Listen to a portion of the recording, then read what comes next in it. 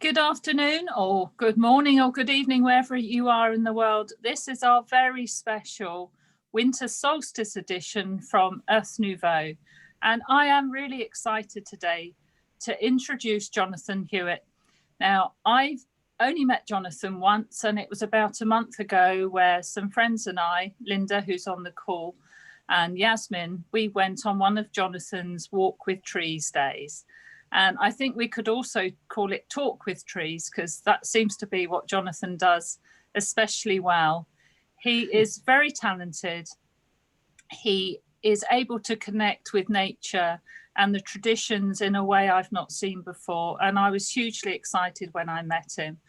And we had a beautiful meditation by the fire that day. And we all came home feeling very, very inspired. And I tried to get him for our main event, but he's a very busy man. He runs a company called the Woodland Bard School and other things, I'm sure. And I'm delighted today to have him here so he can take us through, I think, mainly a Celtic meditation and visualization. So I'm actually going to hand you over to Jonathon now, so he can introduce himself too and cover the bits I haven't. Over to you, Jonathon. Welcome to Earth Nouveau Winter Solstice Zoom. Yeah, welcome. Thank you. Welcome, Jonathon. Thank you. How lovely to see you all. Yeah, so what I'll probably do is I won't say too much to start with. I will crack on straight away with the ritual. For me, tradition is something to experience. So obviously it's great that we have so many Celtic scholars that have made the stories accessible. I think even now, I think it may even be as much as 90% of the Celtic stories still haven't necessarily been translated into well, certainly in my case, my English tongue.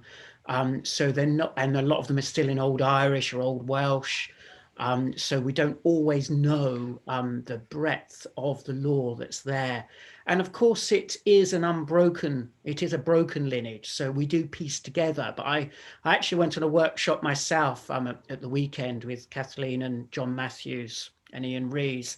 And they were saying in some ways that's quite nice, the broken tradition, because then you can work on it yourself. So you'll read a bit of, say, the Mabinogion or one of the Irish texts, and then there are bits there which haven't been explained, and those gaps we can actually connect and work with. So I thought that was a real inspirational way of looking at it. So what I will do in a few moments is take you into the tradition which I call the Celtic Twilight. And for me, it's seeing it just as a story. It doesn't matter about historical accuracy. It doesn't even matter to a certain degree to pronunciation. What's more important is feeling it in your blood and your bone. So we're entering into the winter solstice. What does the winter solstice mean? What does it mean to you? And I think this is, for me, what's so important, particularly with more shamanic or primal tradition, that it's what it feels, it's the experience of it. When we start getting into to sort of later medieval and magical and occult and so on, there may be some very ritualistic, very definite ways of doing things. But with the primal tradition, because the Celtic tradition for me stands as a sentinel between megalithic and Christianity, if you want. So it goes forward and back. And I think when you're going back to the megalithic, more the elemental aspect, you can really experience that rather than having to get too much in our heads. So I will stop talking so that doesn't happen. I don't want to be doing too much talk with trees. So what we'll do, we'll go into the ritual. And I'll guide us through that. I'm going to start with a couple of Gaelic prayers, which have been translated into English. And I have adapted them slightly for my own purposes. This ritual can be done daily, whatever season, but I will bring a seasonal aspect into that. And then perhaps we can explore it at the end, the different aspects I bring in. So, as I always say, don't try to grasp the words with your mind. Grapple with your intellect, or comprehend it with your ego. For we are entering into the womb of the earth, the stirrings of soul, and the wanderings of spirit. Is everyone hearing me clearly? Yes. Yeah? Oh, yes. Good. Brilliant. Okay, I will start with lighting a candle. I know we're not quite at the winter solstice, but we can connect with that dark part of the year. We will have to be a bit futuristic because the story that I'm going to tell a bit little later is going to bring the light back again. But for now, we can connect with that darkness of the winter solstice. So we're in proper winter when the light is really quite low, when the days are very short. And this is a time for reflection and for going into the womb. So for those of you that don't know what the time of winter solstice is, about the 20th, 21st, and it's the longest night of the year, and that's really important. So the solstices, the summer solstice, the longest day of the year, the winter solstice, the longest night of the year. So this is what we're connecting with. And in Celticism, there isn't so much a definite cosmology or creation myth.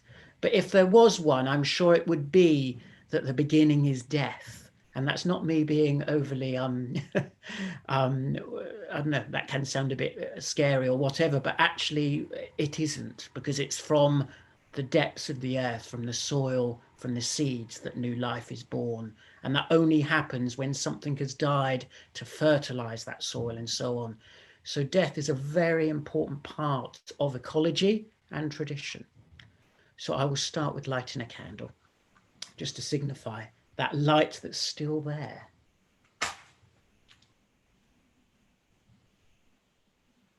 Blessed be.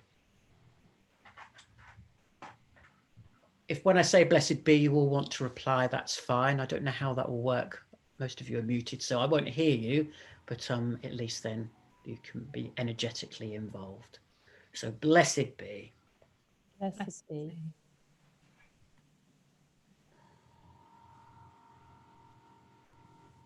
I arise this evening through the strength of heaven, light of sun, radiance of moon, splendor of fire, speed of lightning, swiftness of wind, depth of sea, stability of earth, and firmness of rock.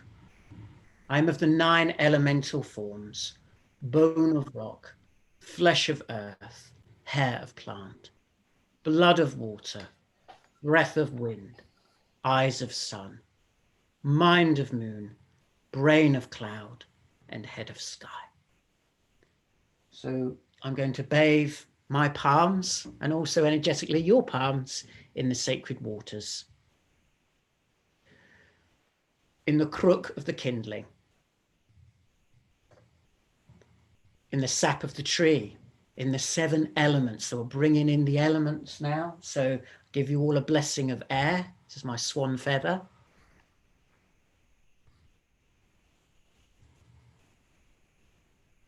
Blessing of fire. So you can imagine the fire. I've got candles burning here. Fire of life. The blessing of water. You all get those drops of water. I'm sure you can feel that. And the blessing of earth. And I'm going to put a little bit of sacred ash upon my... Well, we often know it's the third eye, but in Celtic times, it was called, or in the Irish Celtic times, it was called Corias. Whoa, I'm getting my words mixed up. I'm so sorry. In Celtic times, it was called, it'll come back later, the 3 cauldrons, I'll come back to that. The element of earth, the element of wood, so blessing of wood, the blessing of metal, and the blessing of spirit.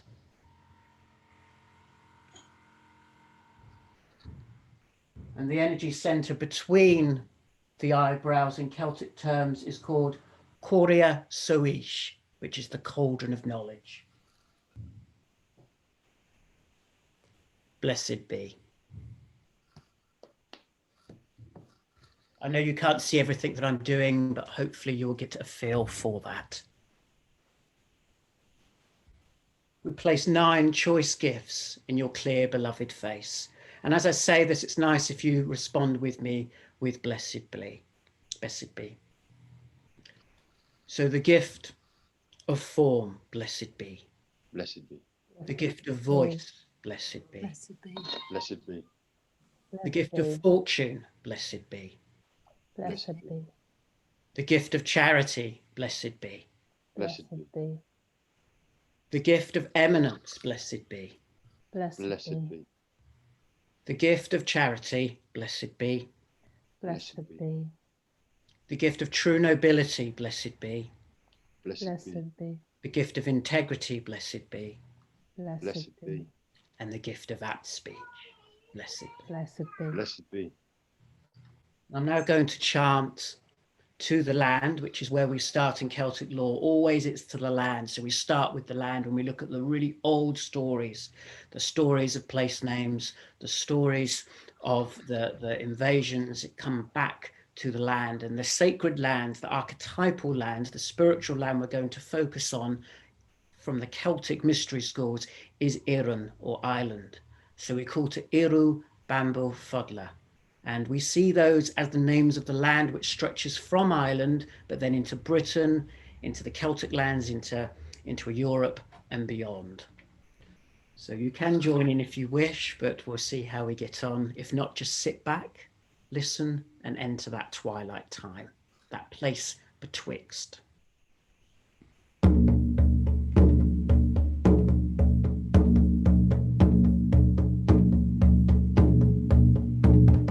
Iru Bamboo Fodla, I seek the land of Éireann. Iru Bamboo Fodla, I seek the land of Éireann. Fruitful be her seas, perpetually green her forest. Feel her in my bones, I feel her in my blood. Feel her in my bones, I feel her in my blood.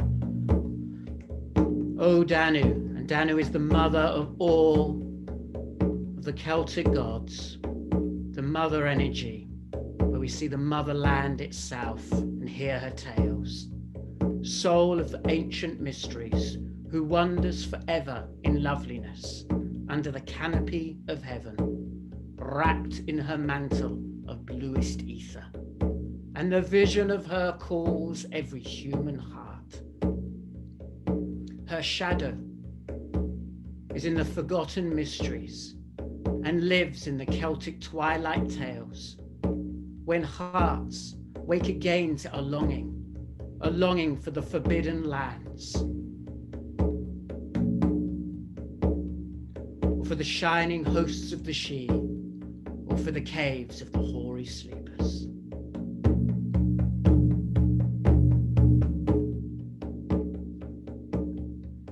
The Celtic folk soul is a soul of a spiritual awakening, the touch of the woman of beauty who will come into the hearts of men and women like a flame upon dry grass, like a flame of wood in a great wood. Anna above Matha, Dea Canunasa, great woman warriors, Skya and Aoife, knights of the red branch who come Farish MacRoy, the Fianna Nashin Dermot Finn MacCool, queens and kings of old, May of Concobar Macnisa, Cormac Macart, power of the goddess, Bridget, Danu, Grania, spinning and weaving sisters Sheila and a gig, Tuedi Danon, Luanish Omadon, magical druids Cathbad, Cartan Drake O, the great bards of old, Finneton MacBukra, Tuan MacCarroll, and primal goddess, Kaliak, Tautui, Iru Bamboo Fodla.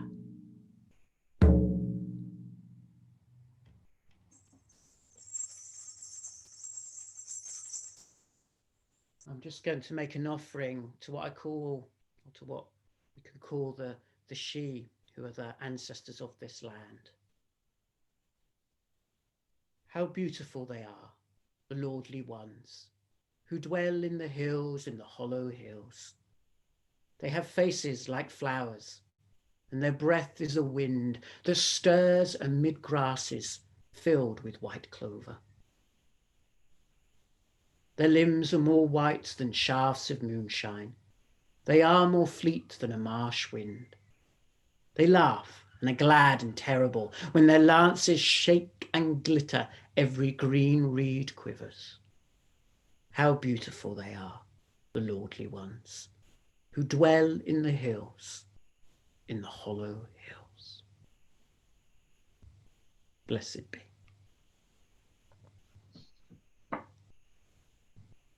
So we're now going to call, we've called to Iru Bamboo Fodler, which is the feminine aspect of the lamb. We're going to now call to the Dagda, or the Dea, and he's the male aspect of the land, or certainly the way in which we're presenting it this evening. And we're going to talk a bit more about the Dagda in terms of the winter solstice as we go through. And these great figures like the Kaliak as well is also someone we can think of at this time of year, these huge, great beings that are connected to the solstice. But we'll talk more about that. So this is a very simple chant. It's connect me to the old ones, connect me to the hidden ones, connect me to the she, the guardians of the land. So we're really thinking of the land at this time of the winter solstice. We're thinking of the ways she starts to go into herself. She starts to hibernate, and this is something that's reflected in us. And no matter what age you are, this is the time of old age. So we're going into ourselves. And the time of old age is the fruition of memory. We're not going out and about so much. So it's the harvest of the quiet eye, as Wordsworth called it, the memories and that soul awakening. So as we chant this one, we can focus. You may not pick up the words in the time we have, but focus on that older age, which is focusing on that soul awakening, so going into the inner realms, and really know that you're being taken there.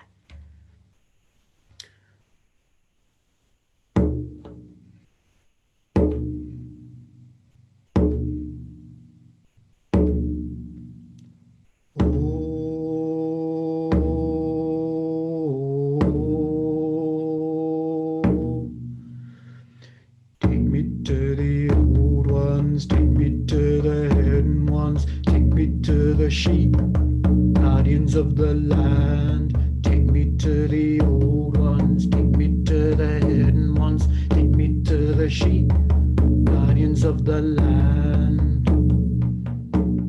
So good God Dea,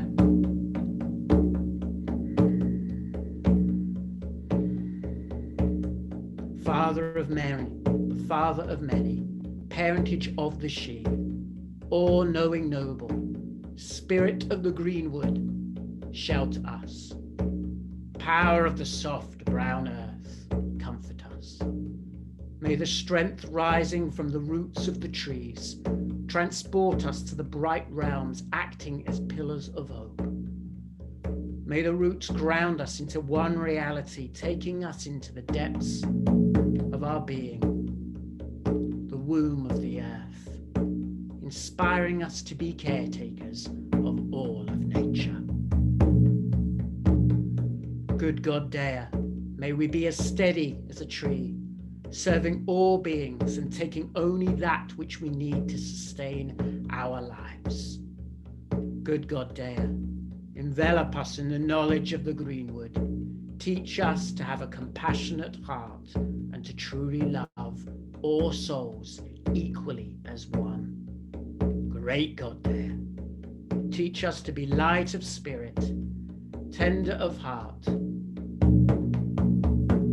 and steadfast in being. Take me to the old ones, take me to the hidden ones, take me to the sheep, guardians of the land.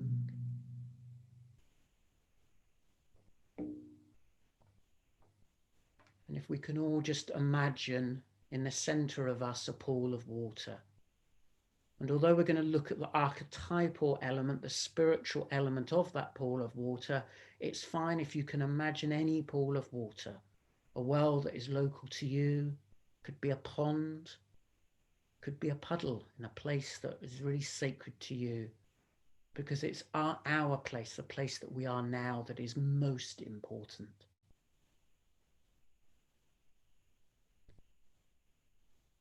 In Celtic lore, we're going to imagine that place as one of the sacred wells. It could be Conla's well, it could be the well of Sigas, it could be Nectan's well.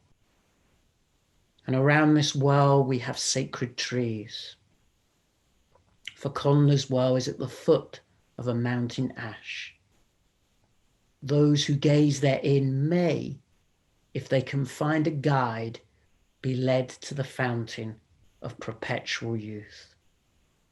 So as we enter into our inner space, get a sense of someone or something around you, often an animal, in fact, that can guide you. So when we go into the inner realms, it's the animals that know more than we do. They're more connected to the web of life. So you may find a guide that's an ancestor or an animal close to you. And you need a guide.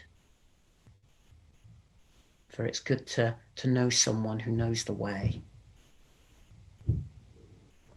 Ash berries fall into the waters and turn then to fire. Connla the Druid is the guardian of the well.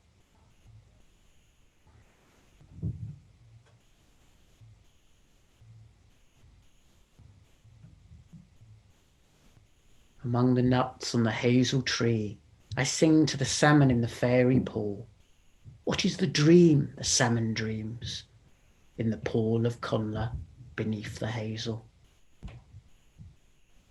And we come round, and you can imagine this, if you know where your directions are in the north, the oak tree. The oak tree is going to be our focus for this meeting, because we're coming into the time when the oak tree is going to be reborn. So the holly is coming up, and the oak tree will be reborn from this. So, and we may see the oak tree as the dare or the dagda,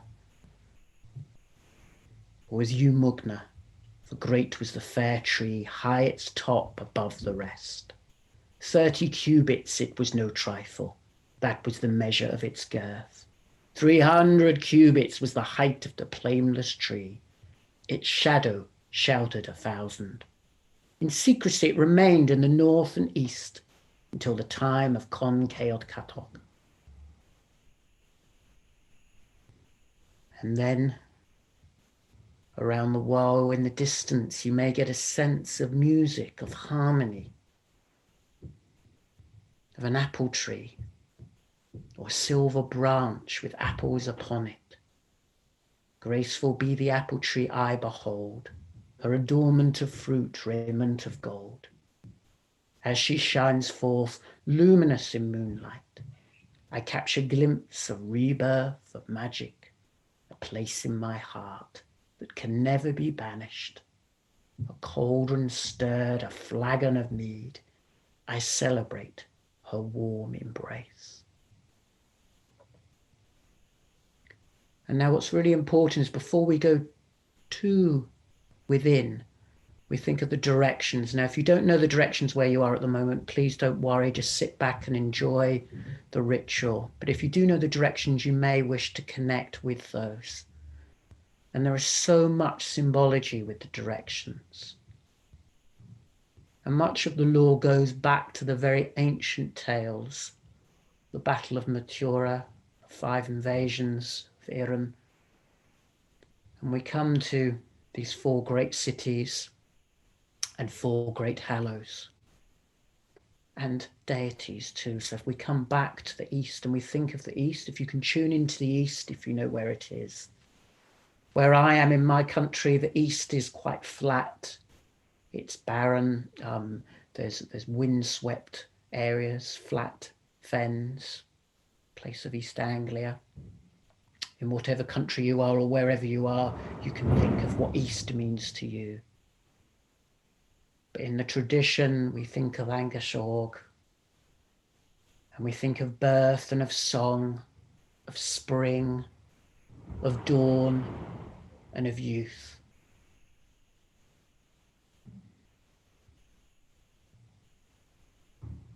And the hallow is the sword of Noah.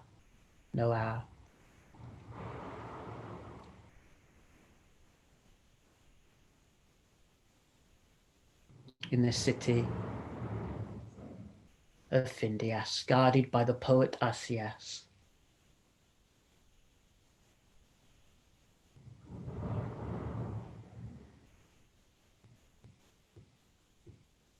for justice and peace. And we go round to the south, and in the south we connect with Lulam Fader, and he's coming up in the heat of the sun, and he's representing passion and war,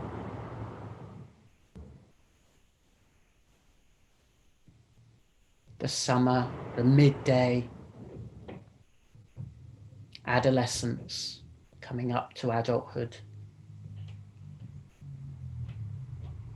And the spear of Lu in the city of Gorias, guarded by the poet Esras. And that's for courage and healing, for it takes great courage to heal oneself. And we come over to the west. And in the west, this is the place of the land of women, the Western Isles, Manin Maclear, who is the sea himself. He can lift up the sea as a coat of many colours. Ambar is his steed that can go across the sea and the land. And he takes us to those Western Isles of power. And there is the cauldron of the Dagda, and the city of Morias, guarded by the poet Semias. And this is for abundance and hospitality. And then finally we come up to the north. In the north we can tune into the Dagda, and it's the north that we're particularly focusing on today. So with the winter solstice, we're coming up to the longest night. We've not yet arrived, but we're coming up to the longest night. And we have the Dagda and the Leofel, the stone of destiny, traditionally positioned in the hill of Tara, but is from the city of Phaeas. The guardian is Morphisa, represents sovereignty and kingship and trust and honor.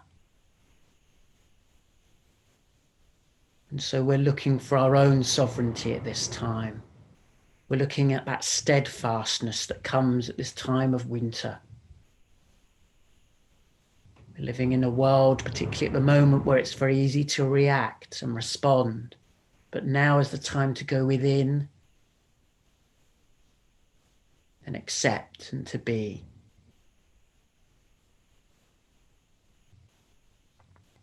And we come to the center of the well. Herein lies the mysteries of the land, the guardians of the earth, the makers of kings, the honor of maidens, the gift of life, the contract of humanity, the destiny of soul. A temple to the She, to the ancestors of this land.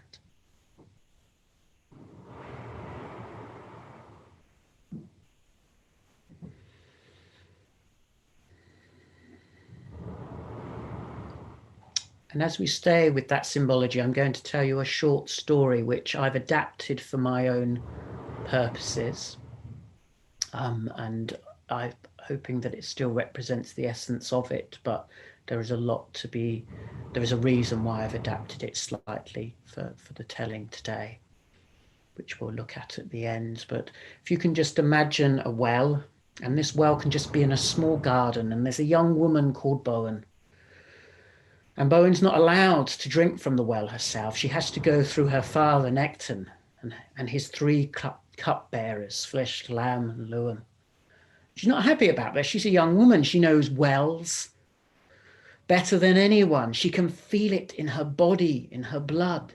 Why does she need 3 male cup-bearers to offer her the water from this well?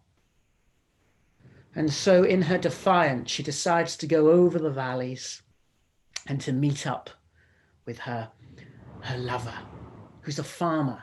His name is the Dagda. He's a great farmer and he plays the harp. His clothes don't quite fit him and his hair is often in disarray. She knows his father won't approve, but she's going to meet up with him anyway. And that night, as he plays her the harp and he recites poetry, for although he has calloused hands and eats vast amounts of porridge, and often doesn't look quite how you would expect a young man of his age to look. He can play the most beautiful, beautiful strains upon the harp and recites the most fine poetry. And they embrace. She's enthralled, and he is too, as they embrace and connect together. And that night, a child is conceived. Bowen, as a young woman, knows that her father will be furious. And so in that defiant mood, for she has already broken probably his approval, she goes back to the well in her garden, the well of Necton. And she walks round it 3 times widdershins. She defies the passage of the sun itself. She decides that she wants to challenge creation itself, and why not? And so this defiant young woman takes back the capstone of the well, and she takes the water. But as she does so, suddenly the water comes up with such great force, so forcible, it takes out the eye in her socket. She runs from the well, for not only does water come from it, but also light. And as she runs away from the well with its great force, it takes off one arm and one leg, and then she sees it.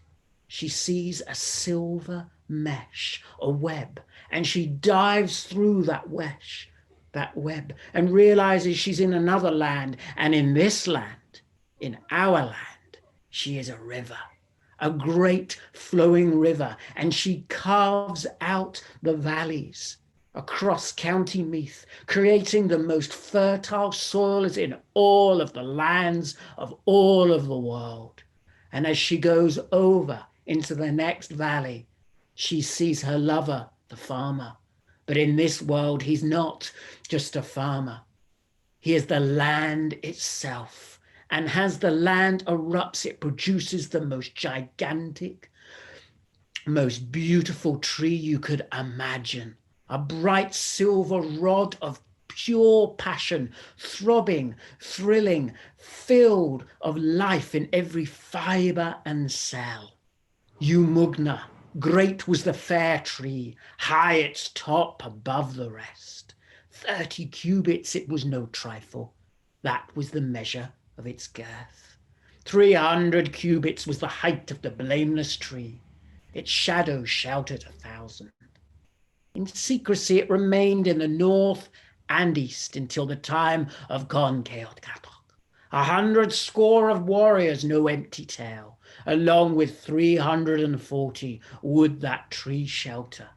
It was a fierce struggle until it was overthrown by the poets.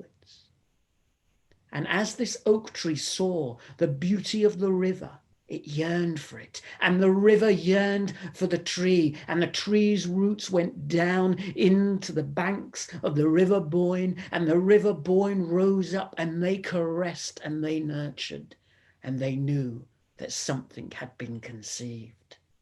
And on this night, the sun was stubbornly down below the horizon. And on this longest night, the sun stayed there as river and oak merged. And then Bowen, she took up the water-rolled rocks and piled it upon the banks of the Boyne. And the Dagda, as a huge man oak, took up those rocks, and they built the finest palace of rock and stone you could imagine. And only when that had been built, and when the two had caressed each other, did the sun start to rise. And over in Albion, it rose across the stones of Stonehenge. And here in Irren, it started to shine through into Brogna Bowen, into the palace of Bowen, into the place where they had conceived a divine child. And as it lit up the chamber, Bowen gave birth to the most beautiful man you could ever imagine. For he was the union of the land. He was the union of the river and the alchemy of the wind and the fire. Aengistorg was there, the most beautiful man you could ever imagine. When he kissed someone, birds flew above his head. When he played his harp, divine music was held all across the Celtic lands. He was the divine child that was born at the time of the winter solstice. And as the sun rose and caressed the grass again, and as the Dagda allowed the sun to rise, and allowed now on this time of the winter solstice for the life to return to the land, Bowen agreed to this, and the contract of her as the beautiful river started to flow out. And as this river flows out, it flows into the sea, and there she meets Anning MacLear with his cloak, which is the sea itself, the steed which could go across land and sea, his sword the answerer, and he stands there, his grey hair, yet beautifully young, youthful face, as he calls to a beautiful crystal boat. And then Bowen meets the sea, and she goes out to all of the lands of all of the world, connecting every culture. So just stay with all that imagery. And as you stay with all that imagery, we're going to do a brief meditation. And I'm going to chant as we go into it. So it's Bowen awake, Bowen awake, connecting the waters of the world. For it's good to remember that there is no law set upon beauty. It has no geography. All is welcome for what they bring. Nor do we demand that they be dark or fair, Latin or Teuton or Celtic, or say that their tidings are lovelier or less lovely because they were born in the shadow of Gaelic hills or nurtured upon Celtic shores. Each should learn the mother song of their land at the cradle place of their birth. But it is not well that because of the wind in the heaven, that one should imagine that nowhere else does the wind suddenly stir the reeds and grasses in its incalculable hour. Every nation of the world has its soul, and every nation can find it if it will. And the soul of each people, whose lineaments can be found, not in the mythical gods themselves, but in what they represent, destined each to find its brother and sister soul in the temple of the Grail, which is the whole wide world. So no matter which tradition you relate to, no matter where in the world you are right now, let's just connect with the waters, because we're all connected through the waterways as well as many other ways. And we're feeling it this year more than ever, that connection. So from the River Boyne, we come out into the Thames, down into the Severn, up to the Humber, and then across Europe into the Danube, and out to the great rivers of all of the world, where we find that place where all tradition meets, that common thread that unites us all. And just imagine Bowen awakening from the waters, wherever your waters are, wherever you are. Bowen awake, connecting the waters of the world. So just feel that connection with all of the world.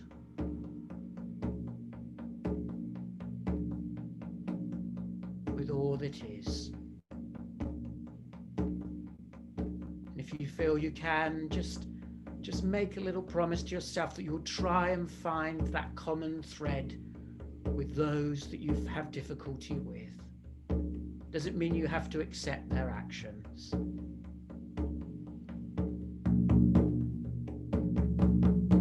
And let's feel that unity across all the cultures of Europe, uniting, for it's not politics just that will unite us, and across into India, to Africa, and into all those lands, all those continents that once were joined as one. There was no sea separating the land at one time.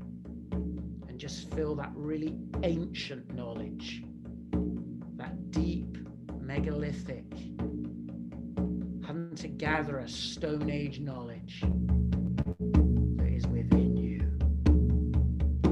And just for a few moments, meditate.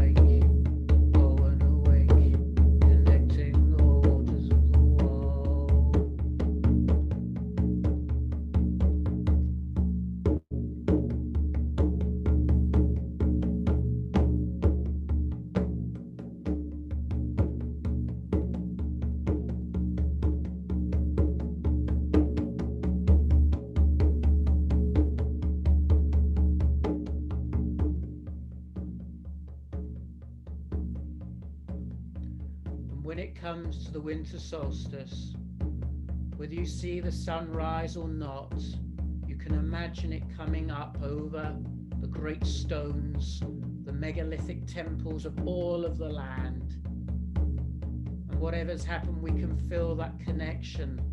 The Irish lands with Britain, the Europe, going through to all of the wilds. As the sun rises, everything awakening, alert and joyful. The birds begin to stir, and innumerable insect people. Deer quietly withdraws into leafy hiding places.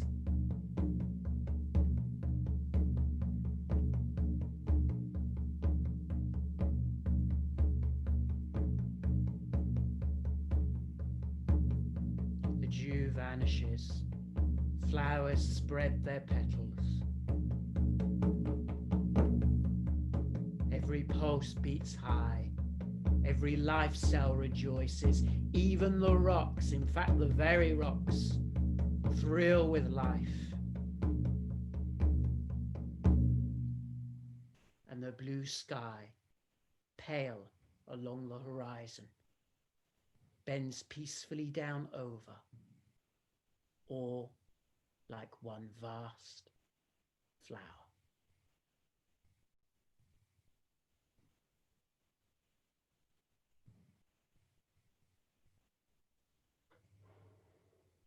And when the winter solstice sun does finally come back, it's not too long now, we can know that we live in this beautiful world, held in space, in time, like one vast flower, holding us, providing the most beautiful scents,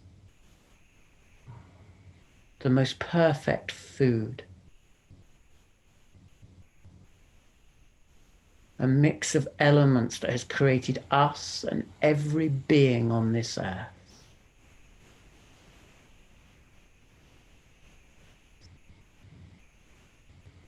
And although I may not be with you on this day, I wish you blessings for the winter solstice, and may a light of the new day awaken in your heart. May I feel a passion for each day, as if it's the only day you have to live your life. A day filled with excitement, expectation, and exaltation as the sun rises and I greet a new day. Blessings for the winter solstice.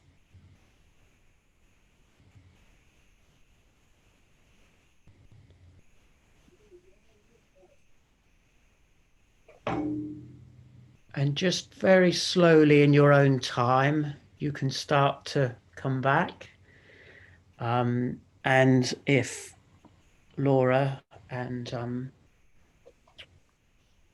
so forth are happy, Martina, sorry, we can, are you happy for me to just explain a little bit about the journey we took? Yes, please. Yes, beautiful. Thank you. Do stay in that space. You don't need to come back. Well, you're back, but you can stay in that space. And I'll just, while you're coming back and adjusting, I'll just talk a little bit about what happened there, if we can remember. And obviously, when you feel ready, we can take questions if you want to. But I just would like to say a few words, if that's okay. So I have adapted that tale. Those of you that are familiar with the tales may have noticed that. One of the main things I've played with there is the big and the small. And I've done quite a lot of training with Kathleen Matthews and John Matthews, who are great Celtic writers, but they're also practitioners. And she talks about it a lot, that when we're going nearer into the inner worlds, and this happens a lot in the stories too, things get bigger. And when we're coming into our world, things get smaller. And there's another metaphor I'm going to draw from that in a few moments. But the main thing is, when we hear the Greek tales, when we hear the Irish tales, when we hear the Welsh tales, the gods sometimes are acting very human-like. The Arthuriad as well. They're kind of just doing their thing. They're getting jealous, they're getting fed up. But then those jealous moments, those fed up moments, those how dare you treat my son or daughter like that moments, echo in the whole of creation. So what I was trying to do that, and those of you that are purists, I can't say this is proven, this is my interpretation through studying it in a conscious way, is we've got that in their world, they're just living their ordinary lives, but then in our world, the effects they're having. So we had Bowen as a woman in one world, but then in our world, she's this massive river that's coming through and creating the most fertile land in the world. And then Dagda is a farmer in one world, but actually in our world, he's this huge, immense, the land itself. And this is played around a lot in the Celtic Twilight writers, Fiona MacLeod, William Butler Yeats, these people that, I mean, some people, I don't know how you guys are about it, some people might think, oh, that was the Victorian kind of romantic era and it's a load of neo-paganism. But for me, certain people of that time really practiced this art. So for instance, I may not be really pure in my telling, I may not be really pure in what I'm doing, but it's more, hopefully, I'm getting into the feeling of that tradition. Obviously, I'm drawing a lot from the Irish texts, and I'm not Irish, like I'll do Mary here. I'm English, so why is an Englishman saying all these Irish words? Well, the Celtic lands were as much in England as they were in Ireland. Ireland is very special because it retained a lot of it, but also it was my interpretation, and other people can say it differently if they want, is they also were open to it evolving into something else. So people say, oh, well, it was all written down by a load of Christian monks. You know, it's not part of the tradition. But a lot of research and a lot of people that know far more than I do have pointed to this idea that a lot of those monks may have been part of that tradition and they adapted. And it was the voice of those stories to them that was more important than ultimately how that evolved. That isn't to say the burning times and all the repressive stuff and the politics and so on was a good thing. That came much later. But early Celtic Christianity, there was a lot of swapping over. And even dear Patrick himself did seem to have an understanding of that tradition and what was going on there. And you have people like St. Columba, who really acted like what we call a filii, a vision poet. He was very much talking about the tradition as if he was a pagan as well as a Christian. I won't go into that too much. We don't want to fill our minds too much with that, but that's part of what's happening here, of what I was talking about. But the main thing was the little and the small. And I feel also it's about us knowing our smallness and bigness, because I picked up before this meeting yesterday. I was working near a woodland, and I by accident I was cutting some logs, and I hurt a very small beetle, and I kind of picked it up. And I do eat meat, you know. I'm an outdoor person. I'm actually, I hope this is okay to say this, but I actually don't mind killing my own animals either, in a sacred way. But nevertheless, I had no reason to kill this bug. It was an accident. So I put him in a little shrine next to me. And it really made me think, because I was working on this story of Bowen and Dagda and their immensity. You know, sometimes you see like Finn McCall's another story where sometimes he's depicted as this huge giant and other times as a young warrior. So it plays around a lot. And I thought, here's me, this huge giant, picking up this being.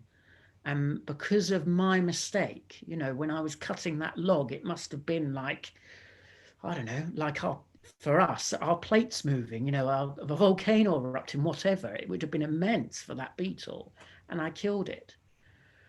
So when I'm going about my actions, when I'm digging the soil, when I'm harming life, because I can't help to do that, we all will do that to an extent, I'm then that great energy that's harming and destroying.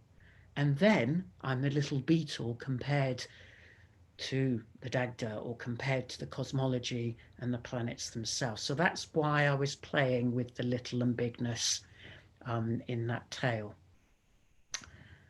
Forgive me, there's always so much to say, but maybe I should take questions, because I could go down so many avenues.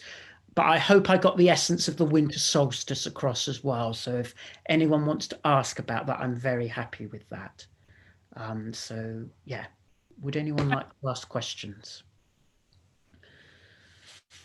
I have So one for you. I'd like to speak, actually, if I may. I not much of a question actually, but just an appreciation. I just think that was beautiful, and the way that you speak is beautiful. And you know, what brought us together, this group here, is a selection of teachings by Andrew Bartzis, and his teachings they're very ahead of their time. And what I found beautiful was so much of what you were saying correlated to some of these teachings. It might not be the same words, but you could see that the essence of the teachings was still there, and I think it was beautiful. I just wanted to say thank you for that. It's absolutely stunning, and I love your voice and the way that you communicate. Absolutely amazing. Thank you. I'm going to have these well, maybe not all of them, but some of these teachings, Laura, you'll have to share some. Oh, yes. Yeah, I haven't told you about Andrew yet, but yeah, certainly. I totally agree, Matty. I mean, especially the getting back to the natural way of life, which Andrew teaches, and so on. It's all borne out by what Jonathon says, isn't it? And I think for me, with the meditation, made everything come alive. The land came alive in my vision, and that was so beautiful. I really appreciated that. Can I just ask a question? Why is it that the Irish stories, and Mary might know this too, why are the Irish stories more preserved?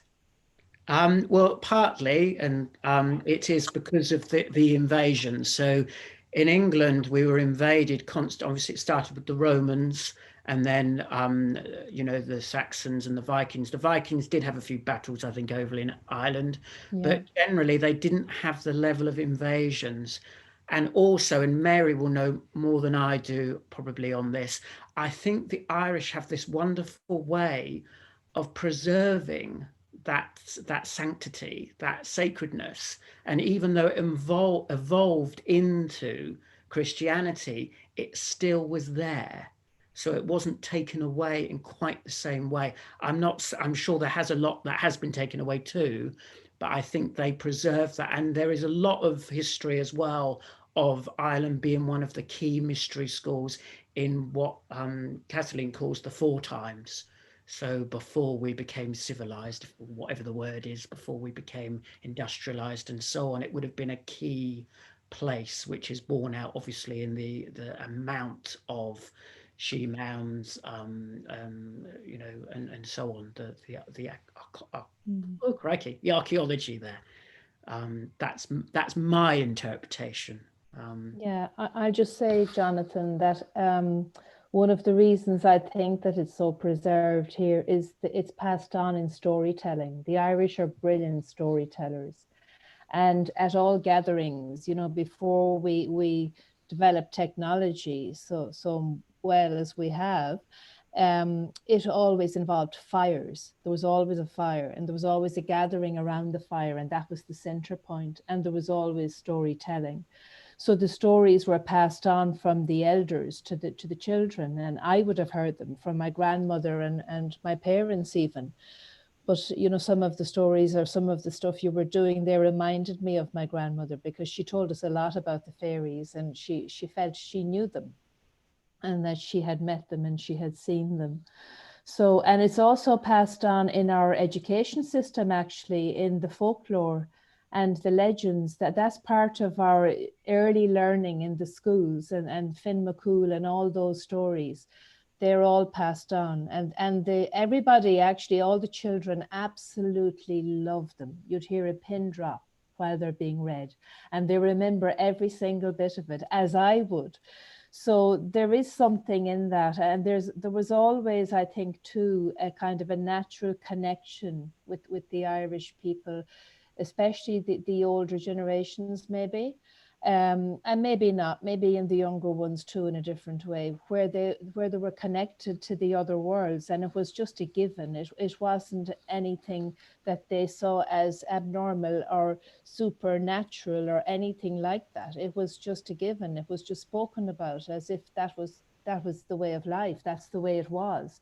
So they did have an awareness of other worlds and other dimensions.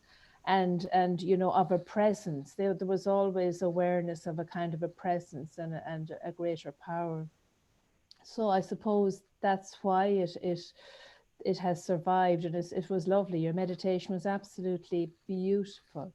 It was just, it made my skin creep at times, not in a bad way. It was lovely, but you know, to hear you talk of the rivers and the River Boyne. And one question I did have that came to me actually while I was listening to you, you refer to the male and the female. And I was wondering, it's just a question, if, you know, we have the summer solstice, which is the longest day and the shortest night, and then we have the winter solstice, which is the opposite. Is there any way that any of these are more predominantly male or female? Good question. And it's interesting with the whole male and female thing, because it's something I've explored quite a lot myself, because I do think, as you will know with the Celtic tales, the female roles and the male roles in the old stories are much more mixed and different from how well, certainly how as an Englishman I've been taught, like with the great Celtic warriors and so on, and the women training the men and so on. I think for me, Eleanor Merry, Fiona MacLeod, and these people, they very much talk about the Celtic folk soul as a soul of the touch of a woman. And I think this element of the woman being brought into those festivals is really important. But it's the male and female in us all ultimately. Yes, so they're both male and female, yes. Yeah. And that whole notion of the Celtic woman and the female energy is very present in the old Celtic religions and in the Celtic way of life. The female was very honored then. and the female energy, and a lot revolved around that whole female presence, which has been lost, I think, a bit to some extent because of the modernization, I suppose, of the world, and that and in Ireland as well, you know. So maybe that has been lost a small bit. It's not quite as preserved as it was, I think. That's just my own opinion or my own experience. And I think from a male perspective, I used mainly male deities, for instance, when I was doing the calling of the quarters. From a male perspective, I think what's beautiful in a lot of the tales, the Celtic warriors, there's a lot of, they're very prone to poetry and to sensitivity. And again, I think this is something that can be quite lost in our concept of what a man should be. So, you know, I mean, Angus York is a brilliant example of he was a deadly warrior. You know, people were terrified of him, but he had this, you know, he had birds around his head, and he recited poetry, and he was obviously very beautiful looking. And yet there is this element of death and warriorship connected to him. So I think, and that's why I love this idea of Celtic twilight, rather than thinking of it as a neo-pagan concept, of this idea of betwixt. So there's no male and female. There's no right or wrong, or, you know, I'm not saying we don't have honor and so on, because that's very prevalent through the stories, but yeah, it's that betwixt element. I use a lot of the Irish tales for myself because of the fact that I feel that they really do go back to a very primal time in their essence. I do sometimes tell Arthurian stories and bring stories from the Downs, because I am someone of the South Downs, and I think the stories of your own land's important. But for me, Ireland, and this is obviously me saying it as an English person, so do obviously say what you feel, is for me, it's tapping into something much older. And obviously it's an older language, an older way of being, and so on. So that's why it resonates with me. And that same experience, when I had the experience with the small beetle yesterday, I could feel, you know, that a guy, I could feel, he was probably one of the fairies, I'm sure he was, the she people.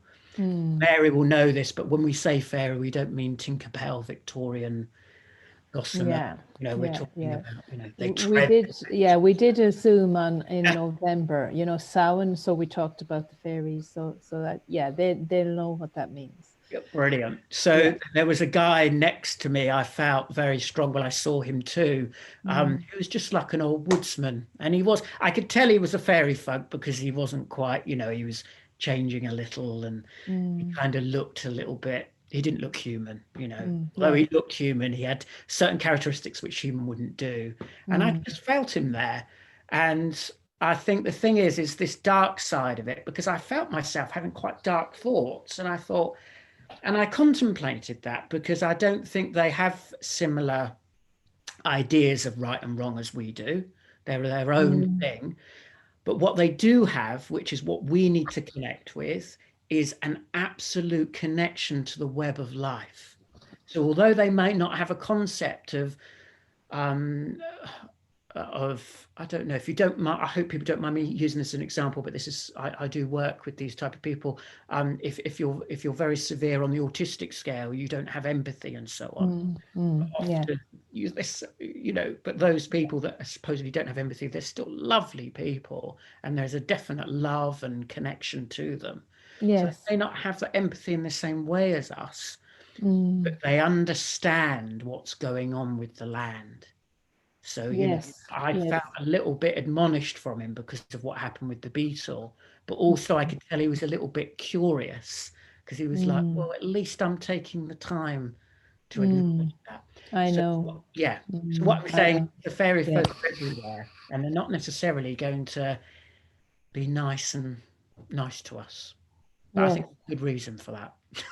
It's interesting what you say about the autistic. I worked too with autistic children a lot, and I know that piece about not having the empathy. And it was interesting, because if something like that happened, if you had an accident and you hurt a beetle, you know, another child might feel upset about it, but they'd be looking at it and they'd be thinking like, why did you do that? And once you acknowledged that it was an accident and you didn't mean it, they were okay with it then.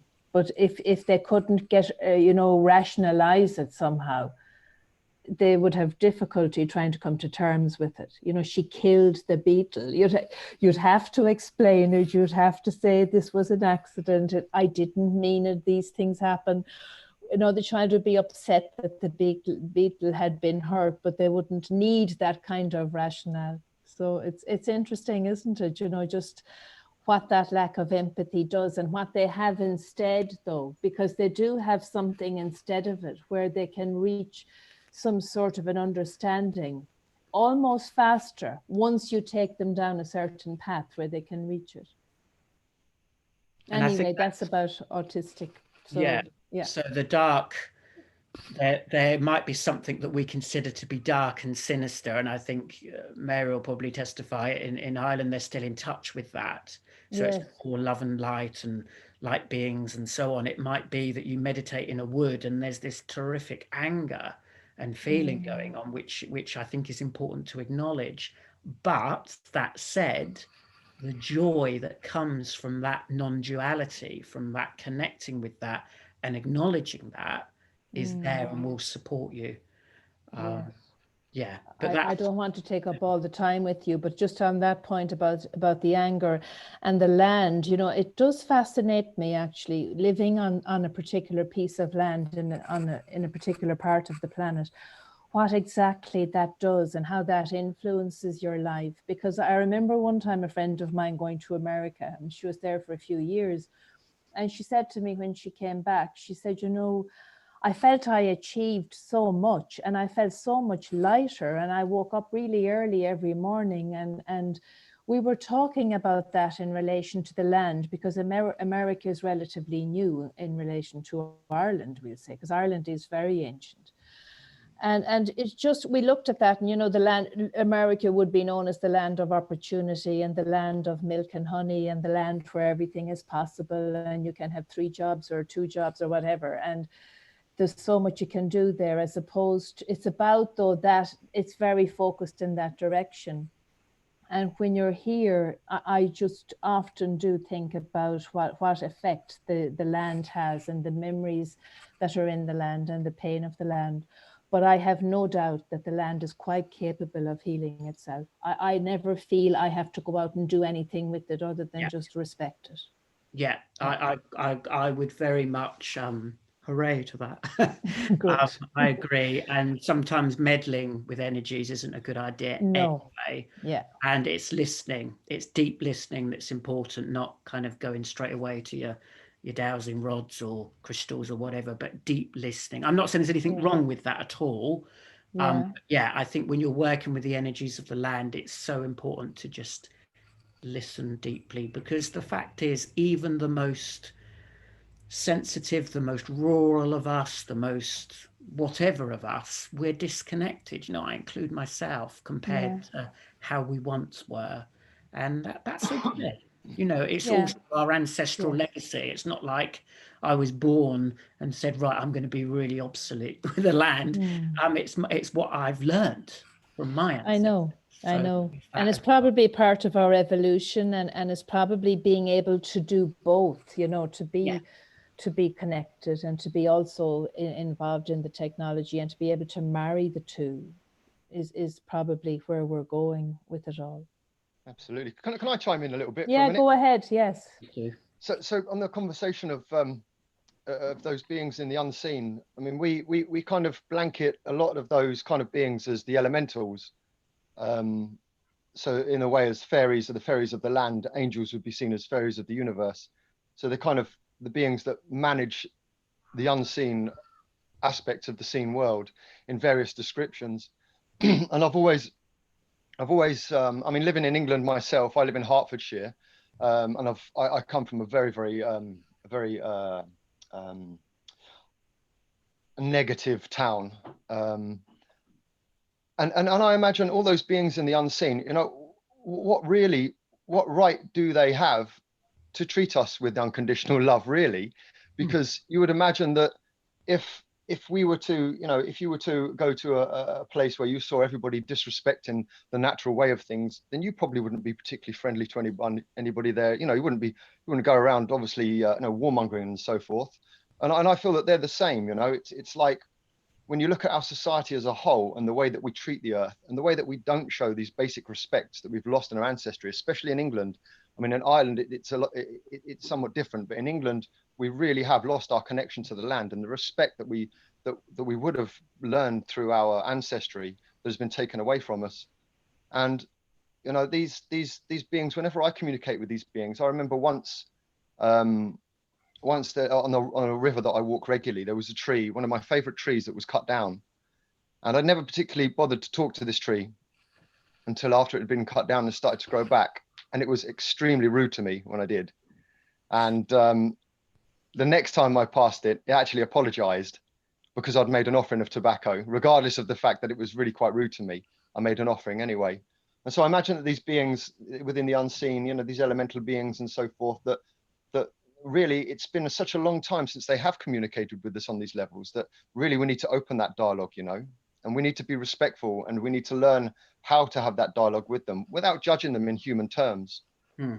Yeah, absolutely, Mathew. I agree completely. And if people are unsure, I mean, we're talking probably because you guys are all very au fait with it, but obviously we're talking about beings and so on. Some people would find that quite, whoa, what are they all on? Not here, mate, not here. But obviously not here. So another way of seeing that in a more pragmatic way, if that is the word, is these are energies of the land. So we're seeing them. I mean, like the chap I was talking about that I saw, his true form probably isn't what I saw. It will probably be something more energetic or whatever. I won't pretend to know, but so they take on a form that we can obviously recognize and see. But also this is the personification of the land itself. And I think so that we don't all feel like, let's give up here and now, which is a very easy thing to do. I think just showing that sacredness in your garden, in your locality, in your city. I live in Brighton. The well I go to is treated very badly, but I still go there. I still meditate there. And to be honest, even though it's not in the wilderness and so on, I have some of my strongest meditations there. I really feel the spirit of the well there. And I feel that I get a lot from that. So I think as Mathew, Mary and myself are saying, I think it's so important to not assume they're going to be, there's going to be something beneficial. But my personal experience is that by being respectful, as you said with the tobacco, then what they call the fairy accord, that contract, I said it in one of the lines, actually, contract of humanity can start to be healed. But I think, and I think you're both echoing that, is it is on their terms. And that's true. And the thing is as well, you see, with our teachings, we're told that there is extreme power in being a being of the now. Being a being of the now in physical form, it gives you immense power and energy. And there are some things that these beings in the unseen, they need and require energy from us in order to manifest within our reality or to do the work that they need to do. And so, it's these offerings and these prayers, and this is what fuels the unseen world. And it's gifted by the beings of the now. So sometimes and I would imagine that would be quite the opposite. If the beings of the now are doing nothing at all to assist the unseen world or the ancestors of the land, then there would be nothing available to you. Absolutely. Yeah, I agree. There's obviously a lot of fairy energy here, but are there any other questions about the winter solstice or anything? Someone was about to speak, sorry. Was there someone? Was it Andrea? Were you going to ask something? Andrea, go on. Hi guys. I was a little bit late because I don't know. I was outside. Oh yes, I can. And a double rainbow appeared, and I'm thinking, wow, that's amazing. So I was like taking pictures, and I came and I'm like, oh wow, Martinez, the Earth knew. But I think the rainbow brought me in. So it's like because I was doing something outside. But what I wanted to say is that going back to our ancestry and going back to our, you know, when I was growing up, when I was a child, it's like what I have seen is there is a saying, what you sow is what you reap, right? So whatever you put into the earth, so what you're doing is you're putting energy in it. Let's say my great grandfather or my grandmother or my father, if you put something there, let's say a corn, where you get something. So you give the earth something, you feed it, and then you receive. And I think what we lost is that appreciation or that value of exchange of energies. We have not taught this at school, but now you know, as you grow up, as you do all your work and everything, I always saw that exchange of energy. So exchange of what we give, and like we were talking about that. I think with Martina, I can't remember that. Even so, let's say on Tuesday I was walking, and then I was with a friend, and I always know where to stop or where to sit or where to do something. And I saw a being. I didn't tell her that. I told her that after because she would have freaked out. But I saw a being there, just peaceful. Again, I think it wasn't a bad person because I asked the questions. I remembered, and it was fine. It was peaceful. And this happens to me when I go to nature and I'm peaceful and I'm just like totally connected to the earth, because if whatever we sow is what we reap, meaning if we treat the earth badly, then obviously the earth is going to at some point, and I have this awareness is going to happen very soon, to say it's enough. If you push to the force, the earth will say no, it's enough. So I think we lost that touch of value, the giving and receiving value of the earth, because we take it for granted, and we just, you know, like you said, we are not in tune with it. So I thought it's our ancestors, what they taught us, we kind of forgot it. Oh, well, I didn't, but like, you know, nowadays we have all this technology, and that's why people are so attached to the land in terms of the money, because the land gives me money, right? So, but I think it went to an extreme now that we lost that value, that actually there is an exchange, not just take. Yeah. No, So definitely. I loved a couple of the things you said there. It was really beautiful.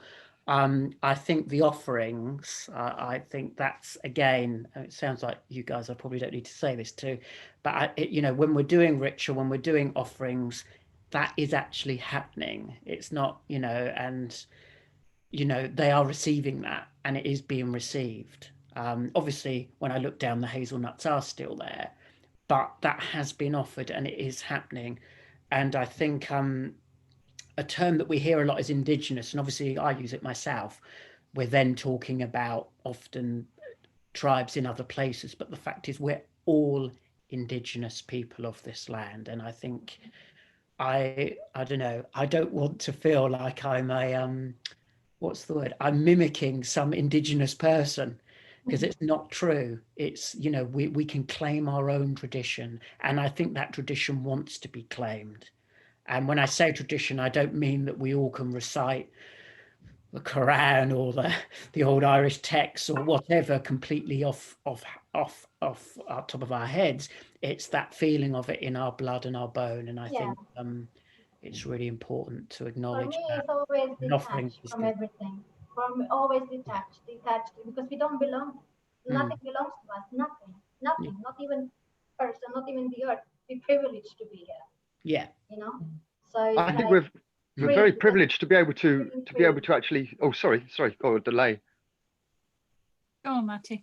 I think we're actually very privileged actually to be able to create our own traditions now, because we can look to the ancestors and the teachings of the past, and we can look to the teachings that we have available to us and take what fits, take what we like and develop. I think sometimes a staunch tradition can limit you in some way in your spiritual progress and the way that you express yourself. I'd agree with that, Matty, very much. I do think that. And I think that we are so privileged now to be here to make the reconnections. There's such joy in that, isn't there? And I think also people don't realise they're making connection when they feed the birds. Yeah, Or no, like they don't. she feeds a fox. She's Yeah. got a lovely little family of foxes, haven't you, Yasmin, in your garden? Beautiful. Feeding them is an offering to the ancestors. Yeah. And Andrea's saying, and Jonathon saying, for me, it's all about co-creation with them. It's so many people don't even know there's an unseen world and don't even know they're there. And I walk in the garden and, like most of you, I expect, I talk to them, whether it's in the trees, the birds, the animals, the clouds, all of nature, I feel, is there to co-create with us. It's not dominion at any time, is it? One over the other. It's actual co-creation. It is, and they appreciate it. They appreciate it so much. And it's wonderful how you get the signs, how they work with you too. They know you're there, as Jonathon says. You know, it's a beautiful co-creation. Yes. You know, Laura, I have a nickname. The beings in the unseen around here, they've nicknamed me the gift giver. And you know, in the area where I am, there's a lot of there's a big Hindu community as well. And quite often we'll see the Hindu gods, like specifically Lakshmi and Ganesh, dropped into the rivers and offerings made in the rivers. But you know, I didn't see that at all in my hometown. You know, there wasn't a big enough community to do that. And I guess in a way, those of us that are making these offerings, those of us that are making these kind of prayers and these rituals and these ceremonies, in lands like England, there aren't many people doing it. So I think, you know, the unseen world is very, very grateful for those of us that do take the time and the discipline to do that. And I think we bring big balance to the land. I think one shaman by a fire can do so much for a large area of land. Yeah. Absolutely. It's probably why, Mary, it's so difficult to have fires in Ireland, you told me. Yes, the councils here have stopped us actually from having fires outside because of the smoke. And they used to go around on helicopters there a few years ago to see where people were lighting fires outside. Now it's not as rigid at the moment. It is not as rigid in the last year or so. But, you know, for a country like Ireland to have a law like that, sure, the country is full of fires. That's what we do here. We're burning turf and burning timbers, and, you know, it's what the Irish have always done, and it's the way we have energized everything. We used it for heating, we used it for cooking, we used it for our gatherings, we used it for, you know, so it was just such a central part of life. It's interesting that they stopped the outside ones, but we still have a bonfire night here. So with the village all gather up their bits and pieces and timbers and woods and all of that, and we burn it and we all join around that fire. Now I've gone to that and I would have loved to have done something a little bit deeper, you know, but I have to respect too who I'm with and all of that, but I can still do it quietly in my own space. But I do enjoy the exchange of energy with the people and with the land and with the fire, and you know, how the fire transforms and transmutes everything. So you can offer whatever you want to it. It will take care of it. Yes, I meant to say that, Mary. Can you see the picture behind me? Yes. That was the summer solstice. Oh, wow. We stopped I said to my husband, please stop.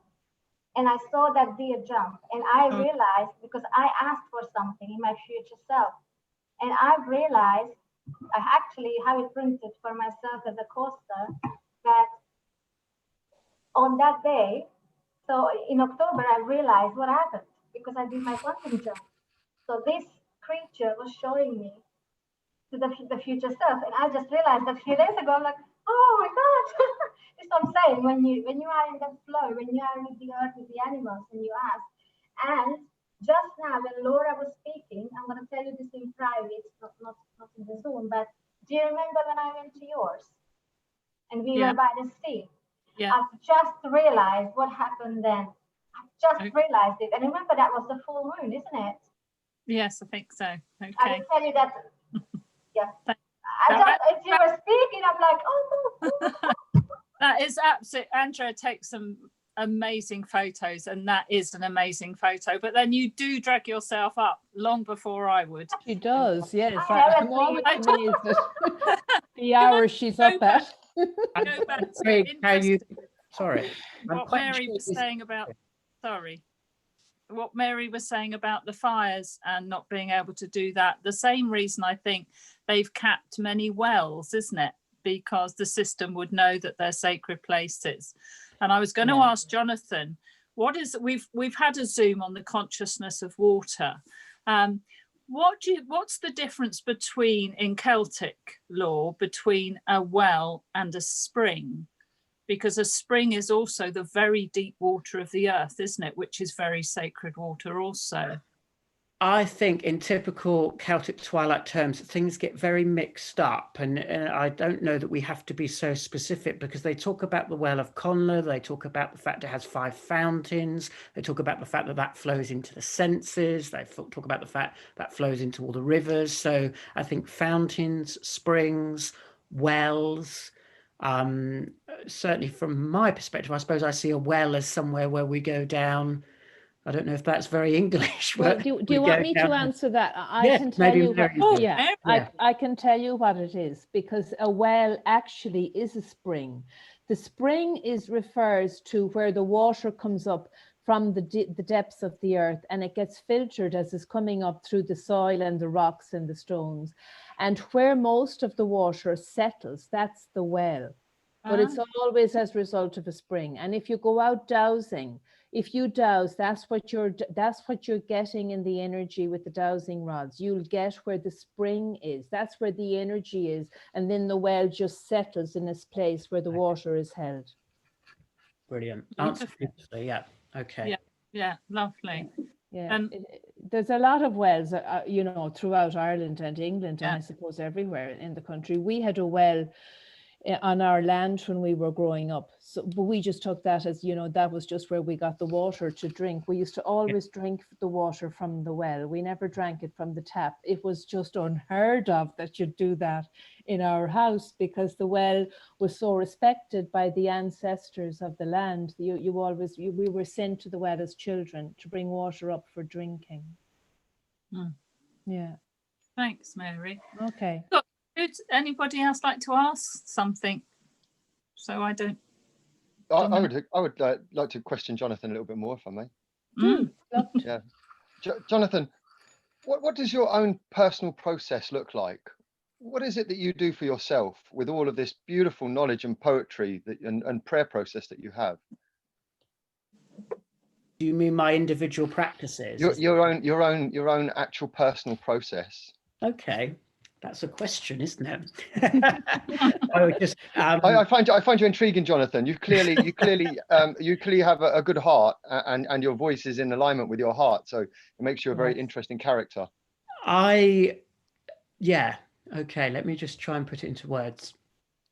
I mean, my daily practice is essential for me. Obviously there are days where I may not quite manage it, and I think that's important as well. If you sometimes have a day where you don't get up and do your practices, or you're a bit ill, or you're not feeling good, you know, meditation isn't necessarily, or doing practices, you need life force for that. I certainly do, because you're doing inner work. So sometimes your health, although we meditate for good health, it's also important when we're not feeling great, we might not actually have the energy to do it.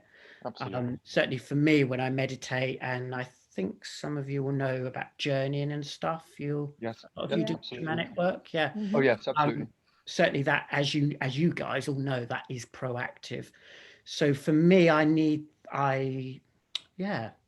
so I'm just trying to formulate it. Sorry, it was a bit of a loaded question, I know. Yeah, I mean, I've just got, for me, yeah, I mean, it's a daily practice. The most important thing to me in my life is really my spiritual practice, if I'm to be honest. Yeah. I absolutely thrive on it. I get up every morning to do it because it's what gets me through the day. I don't tend to do an evening practice, although that can be very conducive because it suits me. I'm a morning person. Yeah. But just that daily connecting, and being aware of what's around me, so in the inner realms as well as the outer. I think for me, it's very important that it's grounded in a physical reality. Yeah. And that distinction between spiritual and physical, I know it's a funny one. It's one of these contradictions again. There is no distinction, but at the same time, I know that if I'm riding my motorbike, I'm in that physical mode. If I'm meditating, I'm in a slightly different mode. So for me, it's very much grounded in reality, but is still part of my physical realm, just so profoundly. Does that make sense? Yes, it does. It does. And because, you know, I mean, if you fall off your motorbike, it fucking hurts, doesn't it? Let's be honest. You know what I mean? You know, so the thing with me that I really admire about you is your prayer process. I can hear the tonation in your voice, and your prayer process is really unique. And so is that a part of your daily practice as well? Do you make prayers on a day-to-day basis? And who would you be praying to if you do? That's exactly what I was going to say when I concluded then, and I thought, oh, I should have said this. Yeah, if people are interested, basically, when I started on a spiritual path, for me, obviously connected to the land, I did go to a lot of moots and druid festivals and ceremonies and pagan meetings and so on. But I was very much involved also with Hinduism, because I loved the prayerfulness of it. And I think you have that in Christianity, but unfortunately, because I grew up as a Catholic and went to a Catholic school, not saying there's anything wrong with Catholicism at all, it's just I wasn't really wanting the Christian vibe because I'd been brought up in this certain way, which I couldn't relate to with it. Not to say it's a bad thing at all. Oh, but it can be. Oh, but it can be, and we know that. Yeah. Most Catholics know that.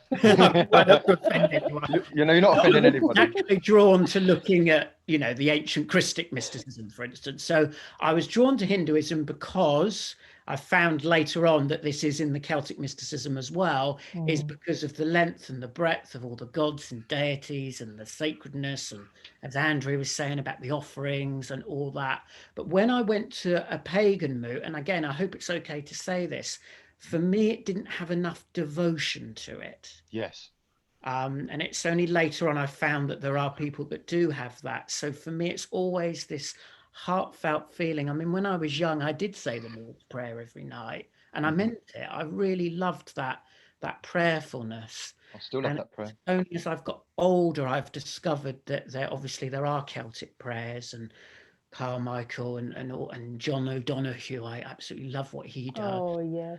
And discovering those people later on. So for me, the first thing is I'll light a candle and I'll say prayers. But the prayers really for me are sacred texts that I connect with. So for instance, I might use, and I used a bit in the story, John Muir. He was a Scot. He moved to America in 1850s. He was part of that thing where, you know, people were shipped off to America to start this new life. What's interesting about that, and I think maybe you guys know, but you know, those people that were shipped over there in some ways were being just as oppressed as the Native Americans. You know, the Irish were enslaved. Absolutely. So that there was slavery going on both aspects in there. But without going into that too much, because it's a big subject, I've lost my for instance, John Muir, sorry. So he does what I think is prayer. So he'll describe nature, and to me it's prayer. So what was it? I said everything awakens. I don't know if anyone remembers. I said everything awakens. The birds begin to stir, and so on. That was just a piece of writing from John Muir describing nature.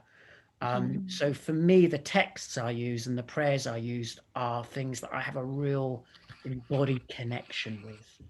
Sorry, I would love for you, Jonathan, to have a look at some of AB's prayers. Some of these contract revocations. I think it will be quite an eye-opener for you, just to see it's a much more modern and what he calls colloquial version of prayer. It doesn't take away from the power or from the mysticism, but it's just like a modern iteration of the ancient prayers, but giving new life to prayer through modern words. Very, very interesting. You know, what I would like to discuss actually is part of the teachings that we've been given talk quite a lot about Ireland. And one of the things that have been said is that if you were to imagine Egypt and the pyramids there as the center of the negative energy on the planet, then Ireland would be the center of the positive. Okay. And the island is actually connected to Egypt because there was a lot of Egyptian pharaohs that traveled to Ireland and vice versa. There's a lots of, there's a lot of connections between ancient Egypt and ancient Ireland. And the island is actually the key to, or part of the key to the future of humanity. There are pyramids all throughout Ireland. This is what's quite interesting, isn't it? Because obviously Egyptian's been interpreted in quite a, I wouldn't say modern, but say medieval, going into the Hermetic and the occult type. It's not an area I know a lot about, but whereas I think of sort of the Western Isles, if you want, an island as the that much older sort of more shamanic tradition going on as well. Yeah, so it is interesting, but certainly a life of prayerfulness as well as playfulness is very important to me. On that note, if you are interested in the stuff that I do offer and the way in which I work with tradition, is I have a website and I run courses and so on, if you would be interested in that. Absolutely. Yeah, I have a lot of lovely. resources on my website if you want to have a look at that. Yeah, shove it up on the chat maybe there, Jonathan, if you just put it up on the chat maybe. Yeah, I'll have a go. Yeah. Well, Yeah, and also Martina, when the YouTube video comes out, it will be on there as well. Yeah, I will be adding to the, when I upload to YouTube, I'm just gonna add it, and then anyone can take it from there too. Yeah. Right, okay. Yeah. So, Jonathan, can I press just one more question, Jonathan, please? Yes, of course you can. So, yes, I'm not saying stop talk. Within your within the courses that you do, because you touched upon earlier that you know, where you see some of the Celtic traditions and some of these things, you see that there's a lot less actual devotion. And I think some people, they focus a bit more on just tradition rather than actual practice. Much like we've been taught to go to church in this country, you can do whatever the hell you please for 6 days a week, but on the 7th day you have to be a good Christian, you know. And you know, and people have kind of, you know, translated that into these other traditions as well. So do you find within the people that come to you, do you find that devotion within people? Do you find that people are beginning to wake up more to their own process and to the land and the connection to the land in a way that's a lot deeper than just tradition or something fun to listen to? Yes, I do. And I think when people certainly coming to my workshops and stuff, often it's, this sounds really cliche, but they're just a lovely bunch of people. And I think people are very open to it and are very receptive to that. And yeah, I hope it's okay to say this, but I do think people don't necessarily know what to do, if you want. Yes. There are a lot of people that do, I'm certainly, and there are a lot of people that know far more than I do and have gone more in depth than I have, but there are also a lot of people that don't know, and I think it's just steering that way. So on that note of tradition, for instance, obviously, you know, I think there sometimes can be this pressure, like for instance, if I wanted to sell myself, I would say, well, you know, I was born in the bosom of the Downs and I was taught by this ancient old man who lived in a hut and taught me. And I went over to Ireland and went up to the ancient mountain and all this knowledge was bestowed. But for me, it's very practical. I wasn't that. I grew up in Portsmouth, a rough city. And I've searched and I've looked and I've had that knowledge been bestowed to me from various people and various things.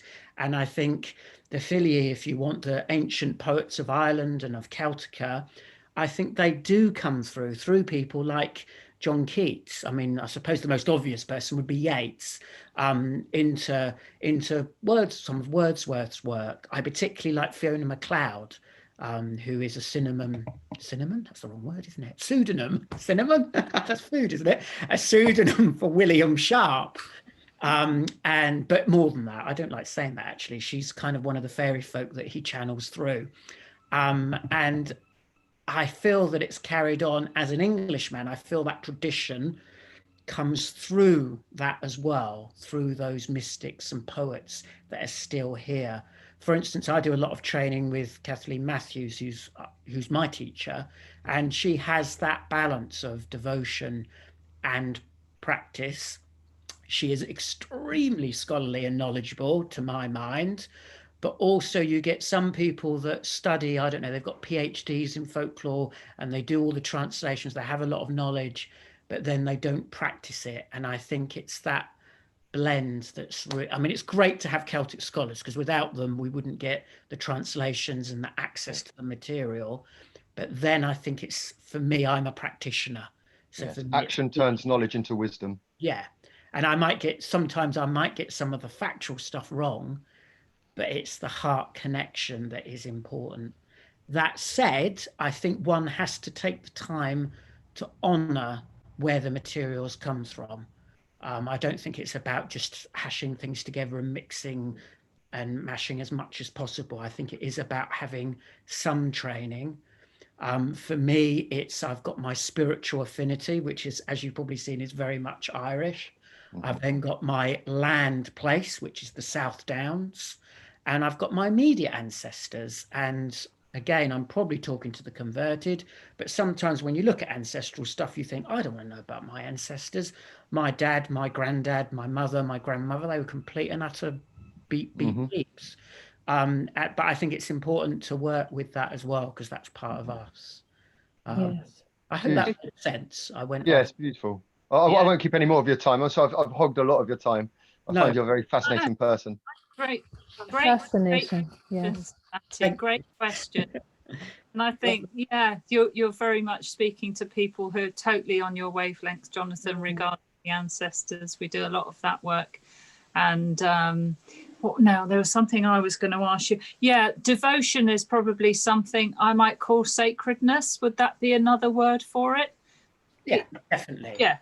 Yeah. And I think sometimes, again, in paganism, I think that, I don't know, for me, I think some people are more devotional than others. That's not to say they're better or worse. Some people are much more on the knowledge side. I mean, in Hinduism, they recognize that. There's the bhaktis, which are the heart-filled, let's chant all day, the Hare Krishnas, if you want.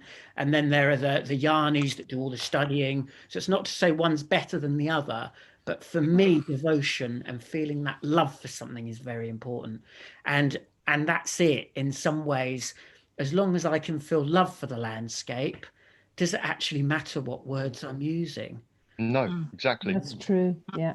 Yeah, absolutely. The other thing that in Andrew Bartz's teachings, and I will share these with you later, Jonathon, is we're all taught to work from our heart centers, heart-spaced awareness, he calls it. And I love that is also the basis of your teachings. It's the heart connection, the heart mind, and so on. Definitely. I want to just say something like, Jonathon, like teachers like you that are using different sources and poets and all of that. The way I look at it is you are actually creating through your signature frequency by resonating with the various teachers and prayers and the land and everything. You're creating, as far as I'm concerned, a completely new modality.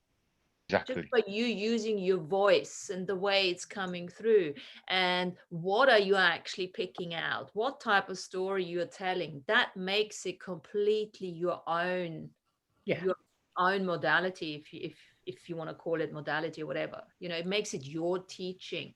It's almost like we can use whoever, whatever we want, whatever resonates, and as soon as we start working with it, we make it our own.